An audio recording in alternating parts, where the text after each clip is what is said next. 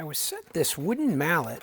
This is for doing any kind of woodworking where you don't want to damage what you're working with, but you got to put some force on it.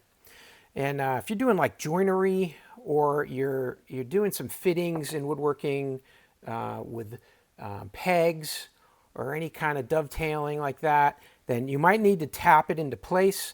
And this is a great solid mallet for that purpose. It's got a rubber coating. It's 1/4 of an inch thick all the way around here. It's tapered to match to the mallet just perfectly. And this is a solid piece of wood throughout.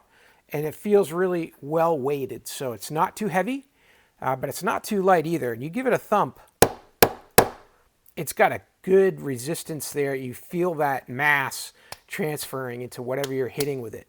So if you've got some joints that need to be press fit and you've got to tap that in just ever so gently, then you can do that with this mallet and you're going to have good success with it. It's comfortable to hold in your hand.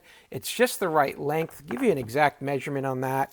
It's coming in at just about 10 3/4 inches long. And then across the top, the mallet from edge to edge on the rubber is about 2 3/4 inches across. So this plastic piece is about 4 inches long. So you're going to have good luck with this. It's going to be something that's going to give you accuracy, but also give you some firmness, and you're not going to worry about metal denting your woodworking or anything else. You can really tap this gently or as hard as you need to make that impact. Hope that helps to learn a little bit more, and as always, hope you have a great day.